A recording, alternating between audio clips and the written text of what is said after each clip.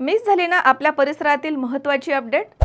तर मग आजच C24 तास या आपल्या यूट्यूब चॅनलला लाईक करा, शेअर करा, सबस्क्राईब करा आणि बेल आयकॉनवरती क्लिक करायला अजिबात विसरू नका. राहुरी शहरामधील नामांकित साईराम इलेक्ट्रॉनिक्स अँड बॅटरीज या दालनात तुम्हाला मिळतील सर्व प्रकारच्या इलेक्ट्रॉनिक वस्तू तसेच होम अप्लायन्सेस. साईराम इलेक्ट्रॉनिक्सचं नातं आहे खास. प्रत्येक घरात गुणवत्तेचा विश्वास. उन्हाळ्यामध्ये थंड कूल करण्यासाठी AC, fridge, cooler, deep freeze यांची भव्य अशी रेंज. साईराम इलेक्ट्रॉनिक्स, खरेदी विक्री संघ, नगर मनमाड रोड, राहुरी.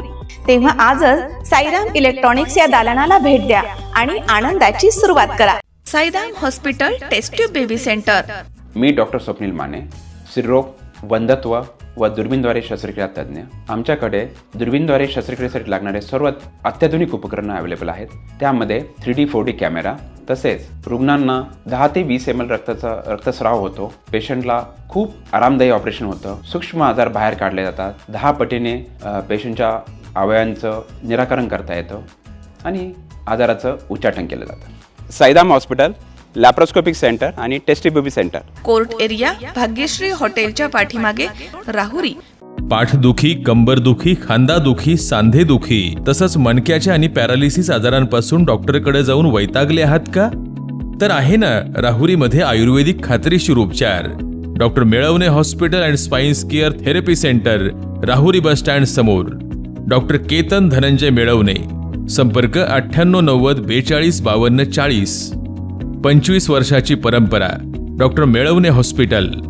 राहुरी तालुका अनुसूचित जाती आरक्षण उपवर्गीकरण कृती समितीच्या वतीनं अनुसूचित जाती आरक्षण उपवर्गीकरणाच्या विरोधामध्ये मंगळवारी 10 जून रोजी सकाळी 11 वाजता राहुरी तहसील कार्यालयावरती भव्य मोर्चाचं आयोजन करण्यात आलंय.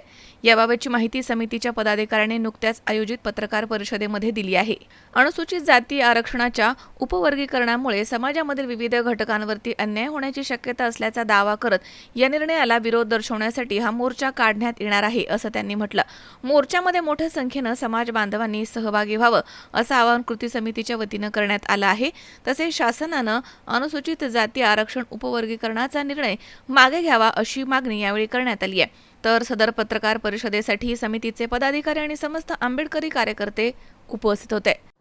सध्या महाराष्ट्रामध्ये उपवर्गीकरणाच्या विरोधामध्ये आमचा बौद्ध आणि महार समाज पूर्णपणे एक उतरला आहे. आणि याचं कारण असं आहे की अतिशय चुकीच्या पद्धतीने सरकार याच्यामध्ये लक्ष घालत आहे. काही कारण नसताना, संविधानामध्ये तरतूद नसताना अनुसूचित जातीमध्ये ज्या 13% आरक्षण तरतूद केली बाबासाहेबांनी आणि त्याच्यामध्ये जे 59 जाती याच्यामध्ये फक्त भांडण लावायचं काम या ठिकाणी सरकारने केलं आहे. आणि म्हणून याचा निषेध करण्यासाठी आम्ही राहुरी शहरामध्ये 10 तारखेला अतिशय मोठ्या स्वरूपात हा आरक्षण बचाव समितीच्या वतीने मोर्चा करत आहोत. आणि आमचं उद्दिष्ट हेच राहणार आहे की जे आमचे बांधव आहेत, मातक बांधव, यांनाही समजलं पाहिजे की हे 13% आरक्षण आपल्याला सगळं एकत्र दिलेलं आहे. याच्यामध्ये कोणालाही कमी आणि कोणाला जास्त दिलेलं नाही. आणि बाबासाहेबांनी आपला सगळा सारखाच अधिकार दिलेला आहे. तुम्हाला एक मताचा अधिकार आहे ना आम्हाला एक मताचा अधिकार आहे. बाबासाहेब ज्या जातीत जन्माला आले त्या जातीनं बाबासाहेबांनी किमान 10 मतं घेतली असतील, किमान 10% आरक्षण घेतलं असतं. परंतु बाबासाहेबांनी असं केलं नाही. परंतु बाबासाहेबांनी विचार काय केला का जी व्यवस्थेने ज्या जातीला पिढ्यानपिढ्या गावाच्या बाहेर ठेवलं, त्यांना पाण्याची परवानगी दिली नाही, त्याला शिक्षणाची परवानगी दिली नाही, अशा जातीसाठी बाबासाहेबांनी या 13% आरक्षणाची तरतूद केली आहे. आणि म्हणून याच्यामध्ये तूट झालेली पाहिजे, याच्यामध्ये एकी राहिली पाहिजे. म्हणून आम्हाला एक संघ राहून आम्ही संपूर्ण जिल्हाभर, महाराष्ट्रभर हे मोर्चा आम्ही काढणार आहोत. याची सुरुवात आम्ही राहुरीपासून करीत आहोत. दिनांक 10/6/2026 रोजी राहुरी राजवाडा येथून उपवर्गीकरणाच्या विरोधामध्ये तहसील कचेरी रोड हा बौद्ध समाजाचा भव्य दिव्य असा मोर्चा निघत आहे.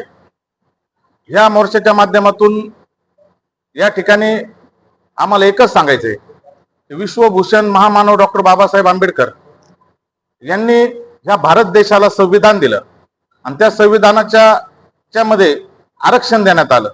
आरक्षणामध्ये 13% आरक्षण हे SC कॅटेगरीला दिलं. आणि SC कॅटेगरी असेल, अनुसूचित जाती जमाती ह्या ज्या आरक्षित जाती आहेत याच्यामध्ये हा जो सर्वोच्च न्यायालयाने मागील 2-3 महिन्यापूर्वी निकाल दिला आणि त्यामध्ये बदर समिती नेमवली. बदर समिती नेमवल्यानंतर त्या ठिकाणी बदर समितीने एक अहवाल दिला. परंतु जर घटनेची तरतूद बघितली तर हा वर्गीकरणाचा विषय हा राज्य सरकारच्या अंतर्गत येत नाही. हा जो वर्गीकरणाचा विषय आहे हा संसदेच्या अंतर्गत हा विषय येतो. अशी घटनेमध्ये बाबासाहेबांनी तरतूद करून ठेवलेली आहे.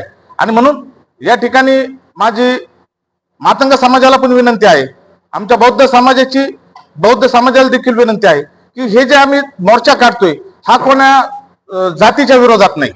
आणि घटनेने जे अधिकार दिले आम्हाला मागायचे आणि तुम्हाला पण दिलेले आहेत मागायचे, तर ठीक आहे, आपण लोकशाही मार्गाने हे आंदोलन करू. आणि यामध्ये आम्हाला जे गोष्टी चुकीच्या वाटतात त्या ठिकाणी आम्ही ते शासनाला या ठिकाणी कळवणार आहोत. मनोज साळवे, C24 तास, राहुरी.